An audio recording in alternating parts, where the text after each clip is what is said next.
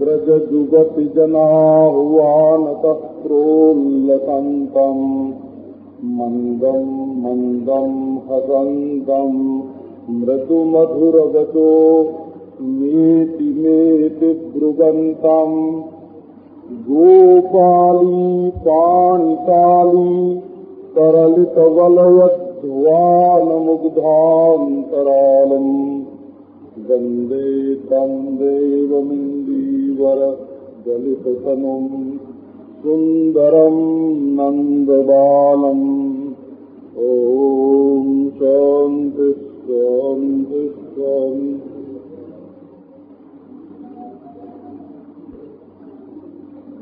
श्रीमद्भागवत में एक प्रसंग आता है, यदि श्रोता वक्ता के पास जाए और उससे श्री कृष्ण कथा के संबंध में प्रश्न करे। श्री कृष्ण का सांवरा रंग कैसा, उनके मुख की मुस्कान कैसी, उनकी आंखों की प्यारी प्यारी चितवन कैसी, वो कैसे चलते हैं, कैसे बोलते हैं, कैसे हंसते हैं, कैसे खेलते हैं। यदि श्रोता वक्ता के पास जा करके ऐसा प्रश्न करे तो वक्ता पवित्र हो जाता है, श्रोता पवित्र हो जाता है, दूसरे जो लोग वहां बैठे होते हैं सब पवित्र हो जाते हैं। वासुदेव कथा प्रश्न पुरुषा स्त्रीन पुनाति ही। इसमें ये बात कही कि वक्ता पवित्र हो जाता है। आप ध्यान दो जरा इस बात पर। पूछने वाला कृपा करता है, सुनने वाला कृपा करता है वक्ता के ऊपर। कैसे? तो वक्ता के अंदर समझ है, जानकारी है, वो श्री कृष्ण की लीला को समझता है, जानता है, उसके बारे में कभी कभी सोचता है, उसका ध्यान भी करता है, लेकिन वो उसकी समझी हुई, जानी हुई, अनुभव की हुई, देखी हुई लीला उसके हृदय में ही रह जाती है, बाहर नहीं निकलती है। तो ऐसा लगता है कि उसकी जीभ पर कोई पाप आ करके बैठ गया है और वो जीभ के द्वारा बाहर नहीं निकलने देता, वाणी को पवित्र नहीं होने देता। आनंद वृंदावन चंपू के प्रारंभ में जो श्लोक है, हे वाणी, मैं तुम्हें श्री कृष्ण की लीला के समुद्र में निमज्जयामि भवती निक्षेयमस्मात् पुनः, मैं तुम्हें श्री कृष्ण की लीला में डूबो रहा हूँ, अब इसमें से निकलना मत, हमेशा के लिए कृष्ण लीला में डूब जाना। अपनी वाणी को संबोधन करके, अपनी जिह्वा को संबोधन करके कहते हैं। ये मनुष्य का एक पाप ही है जो उससे भगवत कथा नहीं बोलने देता, भगवान की लीला, भगवान का चरित्र वाणी से नहीं बोलने देता, जीभ को रोक करके बैठ गया है। तो वक्ता का ये पाप कैसे छूटता है? तो वक्ता का ये पाप तब छूटता है जब कोई जिज्ञासु श्रोता आ करके उसके पास प्रश्न करता है कि कृष्ण की लीला सुनाओ। जब वो प्रश्न कान के रास्ते हृदय में प्रवेश करता है, तब हृदय में जो भावधारा शांत बहती है, उसमें उथल पुथल होती है, तरंगें उठती हैं, और वो भाव समुद्र की तरंगें छलक करके फिर जिह्वा उसमें स्नान करके पवित्र होती है, तब भगवान की लीला का वर्णन करती है। इसका अर्थ है कि केवल वक्ता ही अनुग्रह नहीं करता है, श्रोता भी वक्ता के ऊपर अनुग्रह करते हैं, जो उसके द्वारा कही हुई भगवान की लीला का श्रवण करते हैं और उससे प्रश्न करते हैं। तो एक दूसरी बात ध्यान में लेना, आप किसके द्वारा भगवान की लीला सुनते हैं, ये प्रश्न बिल्कुल जुदा रख दो, अलग रख दो। राम लीला का वक्ता है काक, कौआ, काग घुसुंडी। न उसकी जाति उत्तम है, न उसका आचार उत्तम है, न उसकी वेशभूषा उत्तम है, और न तो वाणी में ही कोई माधुर्य है। परंतु काक के मुख से रामलीला क्यों सुनी जाती है? इसलिए कि वो रामलीला का प्रवचन करता है, वो अपनी जाति का प्रवचन नहीं करता है, अपने आचार का प्रवचन नहीं करता है, अपनी कालिमा का प्रवचन नहीं करता है, अपने काव काव का प्रवचन नहीं करता है। वो तो उसके प्रवचन में भगवान की कथा है, और कृष्ण कथा का वक्ता है सुक। सुक माने जानते हैं ना, तोता, पोषक हो, पिंजड़े में पालते हैं, पिंजड़े में पालते हैं, उसको खिलाते हैं, और वो अपनी ओर से कुछ बोल भी नहीं सकता, समझ भी उसके नहीं है। तोता रतन बोलते हैं, ये तो रट्टू है, रट्टू, तोता रतन। खुद ही उसको सिखा देते हैं कि पोपट राधा कृष्ण बोल, राधा गोविंद बोल, राधा मुकुंद बोल, आनंद मुकुंद बोल, और उसको सिखाते हैं। और जब वो बोलता है तो बहुत आनंद लेते हैं। इसका अर्थ हुआ कि वक्ता यदि भगवान के संबंध में बोल रहा है, तो आप उसके शब्द के साथ, वाक्य के साथ अपने मन को भगवान के धाम में, भगवान की लीला में, भगवान के स्वरूप में ले चलिए, क्योंकि वो आपको एक अच्छी जगह ले जाना चाहता है। और यदि आप ये चाहते हो कि हमको कोई अच्छा रास्ता न बतावे, अच्छी जगह न ले जाए, हमको भगवान की लीला कथा न सुनावे, तो आप उसके बारे में बीसों तरह की बात सोच सकते हैं। अब एक तीसरी बात आपके ध्यान में हम लाना चाहते हैं। ये जो भागवत की कथा है, वो आपके जीवन में जो घुसी हुई, भीतर बैठी हुई जो दीनता है और हीनता है, उसको निकाल फेंकने के लिए रामबाण औषधि है। आप ये समझते हैं कि मान बैठते हैं पहले से कि हमारे दिल में सुख का खजाना नहीं है, हमारे दिल में शांति का सरोवर नहीं है, हमारे हृदय में भगवद रूप कल्प वृक्ष नहीं है, हमारे हृदय में आत्मचिंतामणि नहीं है। अपने को दीनहीन कंगाल समझ करके तब जाते हैं किसी विषय के पास और उसकी चरौरी मिनती करते हैं, भीख मांगते हैं। हे मिठाई तू हमको सुख दे, हे कपड़ा तू हमको सुख दे, हे नोट तू हमको सुख दे, हे कुर्सी तू हमको सुख दे।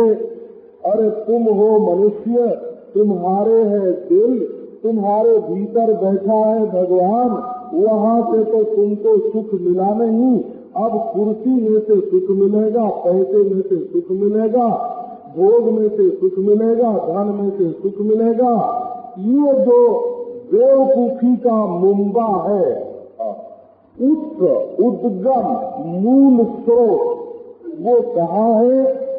पहले ये मान बैठने में है कि जहाँ से हम रवाना होते हैं वो तो मरुस्थल है, रेगिस्तान है, वहाँ सुख नहीं है, शांति नहीं है, ईश्वर नहीं है, कल्प वृक्ष नहीं है, कामधेनु नहीं है, चिंतामणि नहीं है। ये मान करके हम अपने दिल को जहाँ का तहाँ छोड़ देते हैं और भिखारी बन करके संसार में इधर उधर जाते हैं। ये जो भगवान की कथा है, ये जो भगवान की लीला है, ये पहली शिक्षा आपको ये देती है कि आपके हृदय में सुख का खजाना है, आपके हृदय में शांति का सरोवर है, आपके हृदय में भगवत ज्ञान का उद्गम है, आपके हृदय में ही ब्रह्म है, आपके हृदय में कल्पवृक्ष है, चिंतामणि है, कामधेनु है, संपूर्ण विश्व का खजाना आपके हृदय में बैठा हुआ है।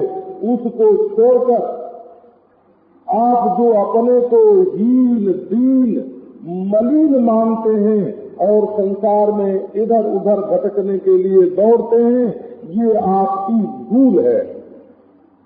इस मूल भूल को दिखाने के लिए और यही आप असली चीज को पकड़ लें तो आपको संसार में जितना दुख दारिद्र्य का अनुभव करना पड़ता है उस सब से आप छुटकारा पा जाएं।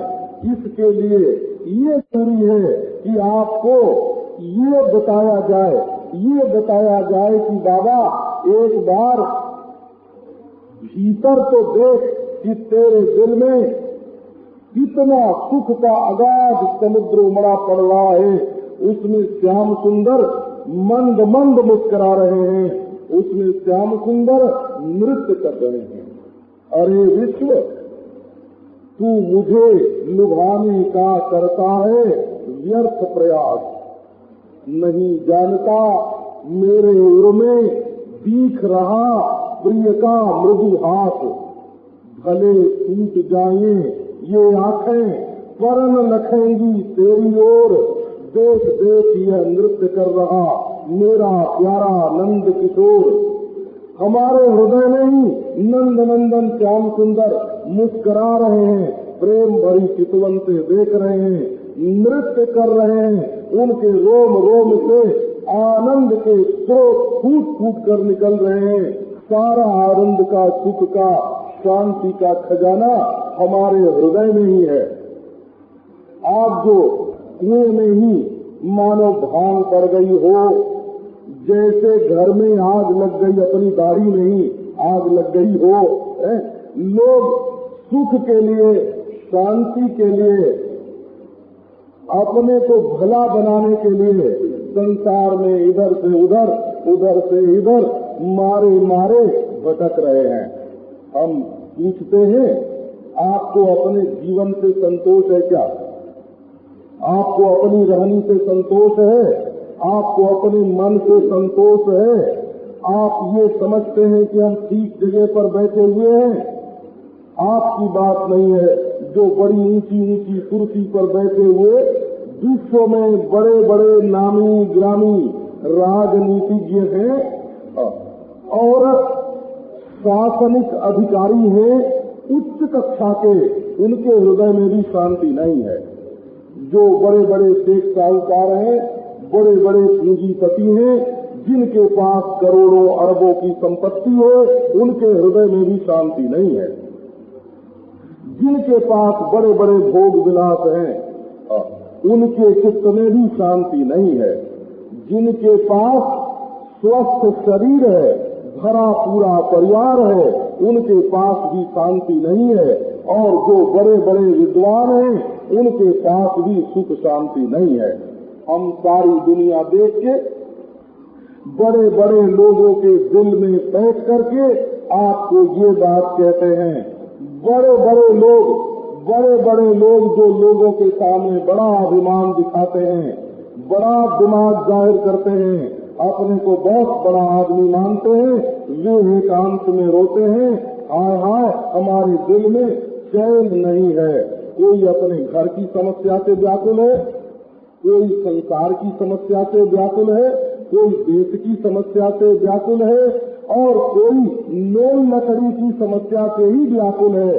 परंतु आज ईश्वर की ओर से विमुख होने के कारण, आज अपने हृदय के जो छिपे हुए रहस्य हैं उनका ज्ञान न होने के कारण, भगवत तत्व ज्ञान के जो विचित्र रहस्य हैं उनके बारे में जानकारी न होने के कारण आज संसार में पागलपन, अशांति, संघर्ष, वैमनस्य, दुख, दारिद्र्य, उपद्रव की वृद्धि हो रही है। जहाँ देखो वहाँ युद्ध, जहाँ देखो वहाँ संघर्ष, जहाँ देखो वहाँ लड़ाई का इस तरह का वातावरण बनता जा रहा है।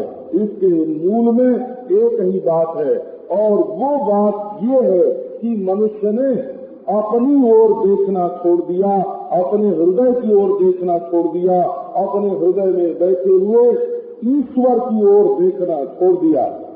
संसार में वैसे हमेशा ही कुछ न कुछ कलह रहा है, वैमनस्य रहा है, अशांति रही है, संघर्ष रहा है।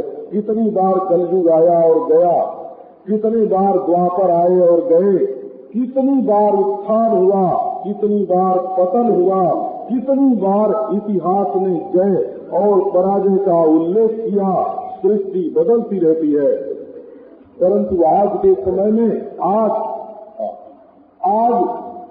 जितनी अशांति है, जितना दुख है, जितनी बेईमानी है, जितनी बहिर्मुखता है, और इसी से आज ईश्वर की जितनी जरूरत है और ईश्वर की भक्ति की जरूरत जितनी है उतनी और कभी नहीं थी।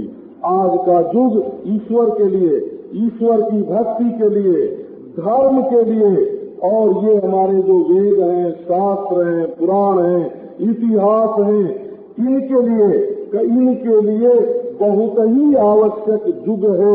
इसमें तो जरूरत है गांव-गांव, ठाव-ठाव, मोहल्ले में, परिवार में, जन में, सबके मन में, सबके जीवन में ये जो हमारी हजारों बरस तक लगातार अनुभव करके निश्चय की हुई बात है कि जो ईश्वर के मार्ग में चलेगा उसको सुख मिलेगा, उसको शांति मिलेगी। तुम सब हमारी शरण में आओ। सर्वधर्मान परित्यज्य माम एकम शरणम व्रज, हमारी शरण में आओ, तुम्हारा कल्याण होगा। ये ईश्वर की वाणी जीवित है, जागृत है और सबको सुख शांति देने के लिए तैयार है। इसमें इस युग में ईश्वर भक्ति की, ईश्वर पर श्रद्धा की और अपने हृदय में सुख शांति जगाने की जितनी जरूरत है उतनी जरूरत ऐसा मालूम पड़ता है दूसरे युगों में नहीं थी। और ये बात बिल्कुल सच्ची है कि भले तुम पातालम ब्रज जाहि वासवपुरी आरोह मेरो शिरा पारावार परंपरास्तर तथा प्यासा न शांता तव। चाहे पाताल में जाओ, कई पंडित कहते हैं कि अमेरिका ही पाताल है। पातालम ब्रज जाहि वासवपुरी, कोई कहते हैं इंद्र नगरी में जाओ। स्वामी दयानंद ने कहा तिब्बत ही स्वर्ग है ना, ऐसे। तो इन बातों को जाने दो कि कहाँ स्वर्ग है और कहाँ पाताल है। परंतु चाहे पाताल जाओ और चाहे स्वर्ग और चाहे ब्रह्मलोक जाओ, सुमेरु के सिर पर आरोहण करो। एक बार समुद्र पार नहीं, बार बार समुद्र को पार करो और सातों समुद्र को पार करो। लेकिन जब तक हृदय अपने हृदय में रहने वाले परमात्मा से विमुख है, अपने हृदय में रहने वाले आनंद से विमुख है, अपने हृदय में रहने वाली शांति के पारावार से विमुख है, तब तक बाहर भटकने से, बाहर की चीजों के भोग से, बाहर की चीजों को इकट्ठा करने से, बाहर बड़े ऊंचे पहाड़ की चोटी पर बैठने से किसी को सुख शांति की प्राप्ति नहीं हो सकती। इसलिए इस युग में आध्यात्मिक खोज की, अनुसंधान की, श्रद्धा की, भावना की बहुत बड़ी आवश्यकता है। मैं बड़े बड़े विद्वानों को जानता हूँ जो देश में चोटी के विद्वान माने जाते हैं, लेकिन विद्वान होने से ही उनके चित्त में शांति नहीं है। बड़े बड़े मैं जानबूझ करके अरबों की बात कर रहा हूँ, उन्होंने अपने घरों में अरबों की संपत्ति रखी हुई है, लेकिन उनके पास सुख शांति नहीं है। तुम भी 4 किताब पढ़ लोगे, इससे सुख शांति नहीं मिल जाएगी। तुम भी करोड़ों की संपत्ति इकट्ठी कर लोगे, इससे सुख शांति नहीं मिल जाएगी। तुम भी एक ऊंची कुर्सी पर बैठ जाओगे और 10 आदमी जी हुजूर करने लग जाएंगे, इससे सुख शांति नहीं मिलेगी। सुख शांति तब मिलेगी जब जो सबसे बड़ा है, जो सबसे बड़ा है, वो जब तक आकर तुम्हारे हृदय में अपना ऑफिस नहीं खोलेगा, बोला, जब तक उसकी ऑफिस के साथ तुम्हारा संबंध नहीं बनेगा और 24 घंटे में 2 बार, 4 बार, 10 बार वो आ करके देख नहीं जाएगा कि यहाँ क्या हो रहा है, तुम उससे हाथ नहीं मिलाओगे जब तक उसको देख करके भीतर ही भीतर उठ के खड़े नहीं हो जाओगे, जब तक वो 1-2 बार तुमको देख करके मुस्कुराएगा नहीं, तब तक तुम ये चाहो कि बाहर वाली चीजें तुमको सुख शांति दे जाएंगी, इसकी आशा मत करो, ये बिल्कुल बेकार है। भाई जीवन निर्वाह के लिए जो कुछ तुम करते हो, रुपया इकट्ठा करो, जीवन निर्वाह के लिए उसकी आवश्यकता है, भोग भी भोगो, जीवन के लिए थोड़ी उसकी जरूरत है, थोड़ा सा अधिकार भी रखो, उसकी भी जरूरत है, थोड़ा घूमो फिरो भी, उसकी भी जरूरत है, लेकिन वो सुख शांति के लिए नहीं है, वो जीवन के निर्वाह के लिए है, वो जीने के लिए है, वो भोग के लिए जीना नहीं है, जीने के लिए भोग है, धन के लिए जीना नहीं है, जीने के लिए धन है, कुर्सी के लिए जीना नहीं है, जीने के लिए कुर्सी है, लेकिन ईश्वर के लिए तो ये जीवन है। ये हमारा छोटा जीवन, ये हमारा नन्हा मुन्ना जीवन कैसा चुलबुला है ना, थोड़ी देर कह दो कि शांति से बैठो तो नहीं बैठता, हिल जाता है। जिस समय नाचना हो, गाना हो, ताली पीटना हो, क्या उत्साह आता है चित्त में। जुबा आशिष्ठो द्रविष्ठा, जवानी अपनी बनी रहे, जुबा आशा बनी रहे, भगवान मिलेंगे, और अपने साधन में दृढ़ता बनी रहे, भगवान मिलेंगे, इसी जीवन में मिलेंगे राम, आशा मत छोड़ो। पापी से पापी को भी इसी जीवन में परमात्मा की प्राप्ति हो सकती है, नीच जाति को भी परमात्मा की प्राप्ति हो सकती है, अज्ञानी को भी परमात्मा की प्राप्ति हो सकती है। शहर में भी चलते चलते बाजार में भीड़ में भी परमात्मा की प्राप्ति हो सकती है, वहाँ भी ईश्वर कभी कभी मिल जाता हो, कभी कभी आंख मिल जाती है। ये देखो आज सड़क पर तमाशा देखने के लिए ईश्वर आया है, वहाँ भी मिल जाता है, लेकिन कब मिलता है? जब अपने हृदय में भाव बन जाता है, पहले दिल में मिलना शुरू करता है, उसके बाद बाजार में भी मिलने लगता है। तो दिल के आईने में है तस्वीरें यार, जब जरा गर्दन झुकाई देख ली, धन कमाने की शिक्षा देने के लिए बहुत सारे स्कूल कॉलेज हैं, भोग की शिक्षा देने के लिए बहुत से स्कूल कॉलेज हैं, शरीर को सुंदर बनाने के लिए बहुत से सौंदर्य प्रसाधन के स्थान बने हुए हैं, शरीर को रंगने के लिए बहुत सी चीजें दुनिया में मिलती हैं, और ऊंची कुर्सी पर बैठने के लिए बहुत सिफारिश, बहुत रिश्वत, बहुत घूस से काम चल सकता है। लेकिन भाई ये जो सच्चा सुख, सच्ची शांति, जिसमें हर लगे न फिक्री रंग चोखा आवे, तुम्हारा भोग नहीं छीना जाएगा, तुम्हारा धन नहीं छीना जाएगा।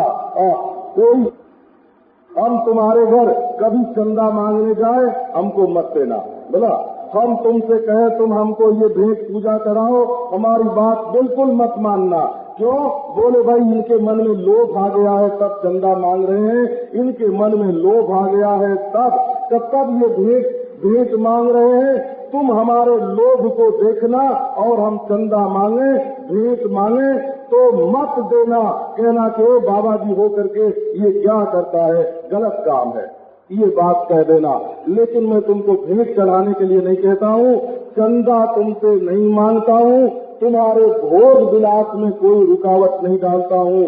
तुम जैसे खाते हो पीते हो रहो, हम तुमको मना नहीं करते हैं, तुम्हारे कपड़े में कोई फेर फार नहीं करते हैं, तुम्हारी पोशाक में कोई दस्तंदाजी नहीं करते हैं। एक दिन कुचामन के राजा साहब प्रताप सिंह आए, बोले स्वामी जी हमारे 3-4 विदेशी मित्र आए हुए हैं, वो उनसे मैंने कहा कि स्वामी जी के पास चलो सत्संग करने के लिए, तो वो कहते हैं कि हम स्वामी जी के पास जाएंगे तो वो पहले हमारी पोशाक पर और हमारे भोजन पर और हमारी रहनी पर आप दस्तंदाजी करेंगे कि ऐसे मत रहो, ऐसा कपड़ा मत पहनो और ऐसा मत खाओ और ऐसे मत रहो, इसलिए हम उनके पास नहीं जाते। तो नहीं बाबा हम तुम्हारे कपड़े के बारे में कुछ नहीं बोलते, तुम्हारे रहनी के बारे में कुछ नहीं बोलते, तुम्हारे खाने के बारे में कुछ नहीं बोलते हैं, हम तुम्हारे साथ कोई छेड़छाड़ नहीं करते। लेकिन एक बात जो तुमसे हम कहते हैं उसको तुम धारण करो, ईश्वर पर विश्वास करो। तो बोले ईश्वर पर तो हम विश्वास करते हैं, क्या ईश्वर पर विश्वास करते हो तो उस विश्वास को क्रियात्मक बनाओ। तो क्रियात्मक कैसे बनावे? ईश्वर पर तुम विश्वास करते हो तो तुम्हारे सामने जब भोजन आवे, जब ईश्वर की याद करके हाथ जोड़ लिया है ना, ईश्वर ने कृपा करके ये भोजन भेजा है और फिर भोजन करो। जब तुम्हें कपड़ा पहनना हो तो एक बार वस्त्र को, हम लोगों के घरों में ऐसा पहले किया जाता हो, वस्त्र को उठा के ठाकुर जी के सामने पहले रख दिया, अर्पण हो गया, फिर प्रसाद के रूप में लेकर के उस वस्त्र को पहना। आपको 4 किशमिश 4 बादाम खाना है, आपको चने खाने हैं, सेव खाना है, कुछ भी रोटी खानी है, एक बार भगवान का स्मरण करके उसको खाओ। गिलास का पानी जब पीने लगो एक बार भगवान का स्मरण कर लो। क्रियात्मक का अर्थ है उसको वस्तु के साथ जोड़ो। जब बही खाते में, रजिस्टर में जब लिखना शुरू करो तो पहले भगवान का स्मरण करके तब लिखना शुरू करो। जब घर में से बाहर निकल के जाना हो तो पहले नारायण नारायण नारायण नारायण भगवान का नाम लेकर के घर से निकलो। 5 मिनट तो भगवान के लिए तुम्हारा बड़ा भारी विश्वास है ईश्वर पर। ऐसा ईश्वर पर विश्वास जिसमें कोई अपना रिश्ता न बने, नाता न बने, जो अपने जीवन में उतरे नहीं, किस काम का विश्वास? ऐसा विश्वास जोड़ो कि अपने 24 घंटे समय में से 5 मिनट तो हम ईश्वर के नाम पर, सिर्फ ईश्वर के लिए निकालेंगे और बैठ जाओ ईश्वर के नाम पर। ये हम नहीं कहते तुम मूर्ति रखो, चित्र ही रखो, मत रखो मूर्ति, मत रखो चित्र, लेकिन ये हमारा 5 मिनट का समय ईश्वर के लिए बीतता है और उसमें तुम्हें जो नाम पसंद हो भगवान का, श्री कृष्ण गोविंद हरे मुरारे, हे नाथ नारायण वासुदेव, श्री राम जय राम, जय जय राम, भगवान का जो नाम पसंद हो उस नाम का 5 मिनट तक लगातार उच्चारण करो। जिह्वा से बोलना भी एक कर्म है बोला, ये भी एक क्रिया है। जैसे हाथ हिलाने से हाथ जोड़ना एक काम है, जैसे पांव से चलना एक काम है, ऐसे मुंह से बोलना भी एक काम है। तो अपने जीवन में ईश्वर के विश्वास को क्रियात्मक रूप दो। 5 मिनट ईश्वर के लिए निकालो। 2 फुट जमीन ईश्वर के नाम पर अपने घर में रखो। यहाँ बैठ करके ईश्वर का स्मरण करेंगे। काल में 5 मिनट, धरती में, देश में 2 फुट।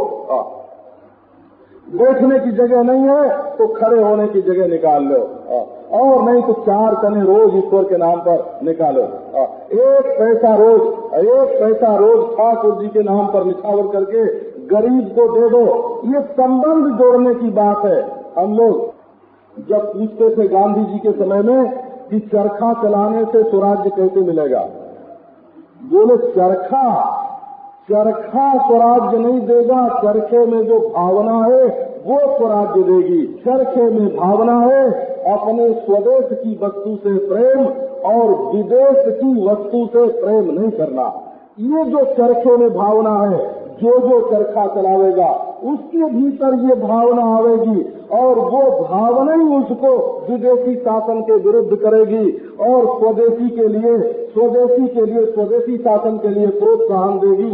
चरखा स्वराज्य नहीं देगा, चरखे के लिए जो अपने चित्त में भावना आवेगी वो स्वराज्य देगी।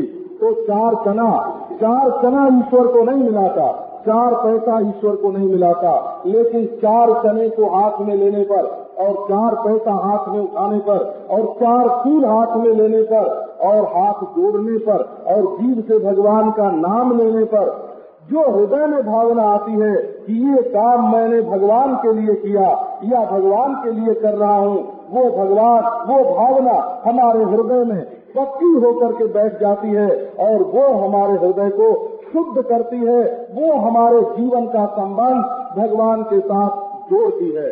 तो इसलिए इस युग में, आज के युग में और खास करके बम्बई के शहरों में कम से कम इतना करें, 5 मिनट सही, 2 फुट जमीन सही, 4 चने सही, 4 पैसे सही, और नहीं तो 100 बार भगवान का नाम गिन करके ले, खड़े होकर के, देर नहीं लगेगी हो, बैठ करके ले तो बहुत अच्छा, खड़े होकर के 100 बार भगवान का नाम में 2-3 मिनट में आप 100 बार भगवान का नाम ले सकते हैं। तो इस तरह से अपने जीवन का संबंध भगवान के साथ जोड़ें। इसमें जो भावना है वो ये है कि हमारा सुख, हमारी शांति, हमारा प्यार, हमारा सर्वस्व, हमारा मालिक, हमारा प्रीतम हमारे हृदय में है। और ये बात यदि हमारे जीवन में जमने लग जाए कि सुख की फुरफुराहट कहाँ होती है?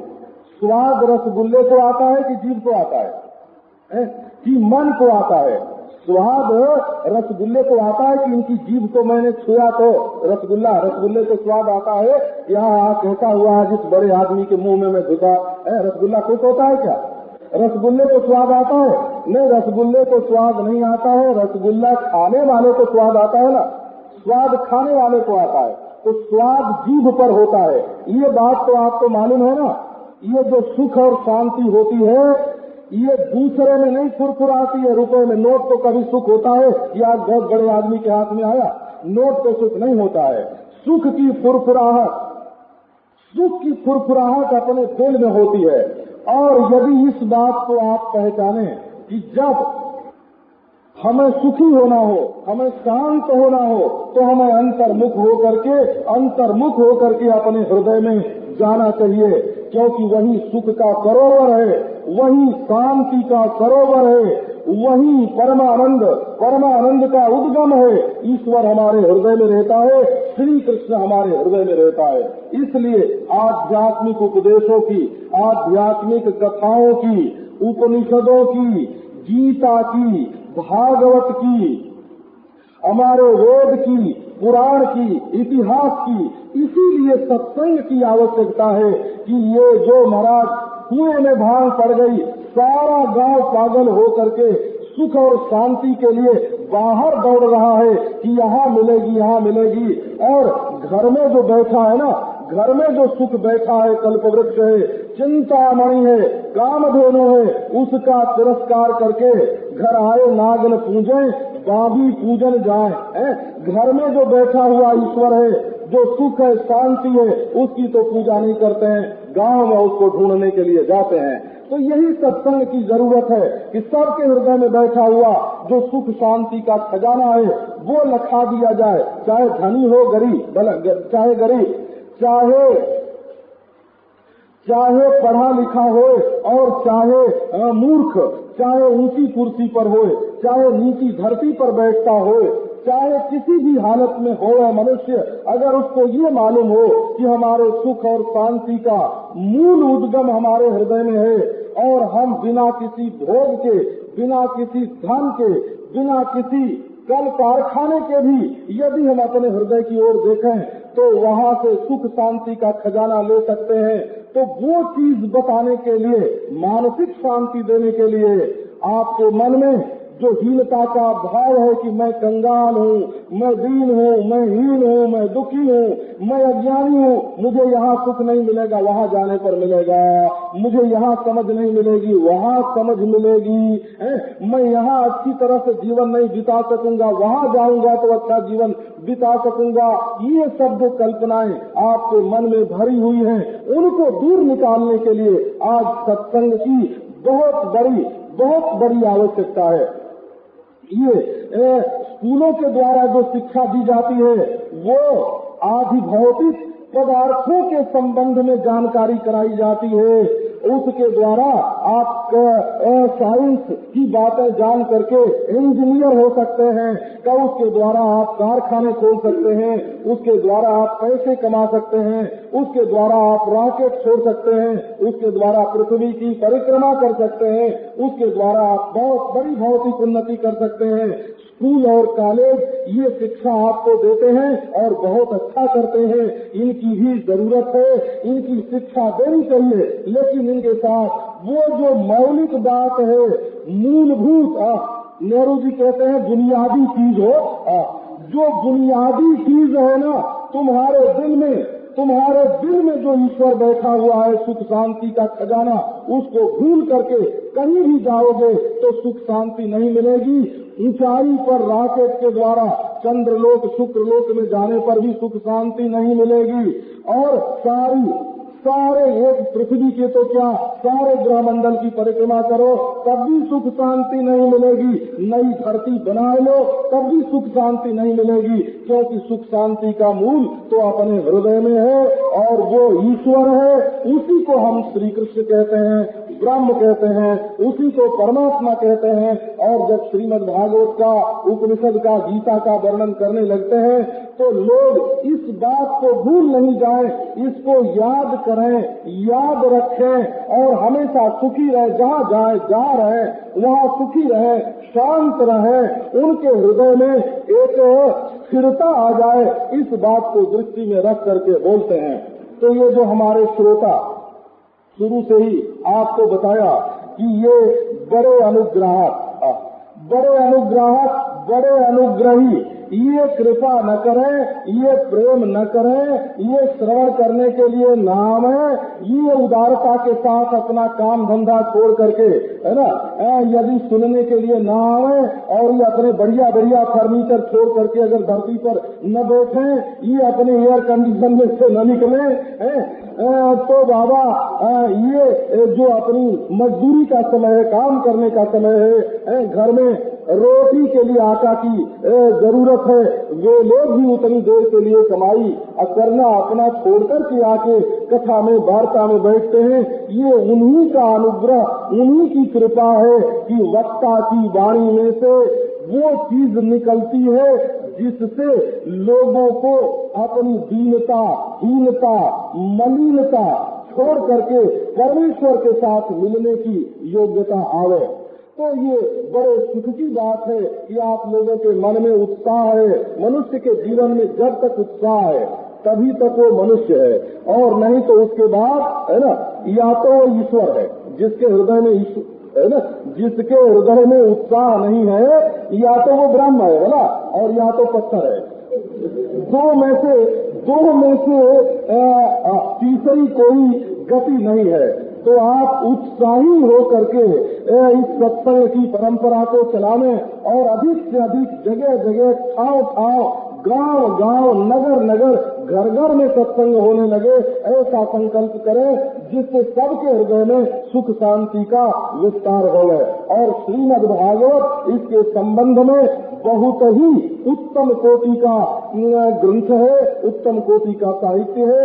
इसका स्वाध्याय तो जरूर करना चाहिए। अब आप लोगों से प्रार्थना यह है कि आप लोग प्रतिदिन भगवान नाम लेने का संकल्प करके तब यहाँ से जाएं। हाथ तो मैं नहीं उठवाऊंगा, क्योंकि जो लोग हाथ उठाते हैं वो जब घर जा करके फिर नाम नहीं लेते हैं तो एक अपराध ही करके जाते हैं।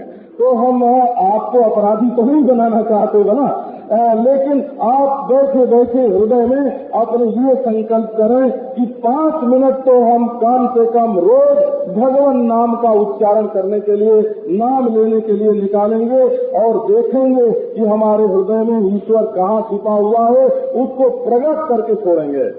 ओम शांति शांति।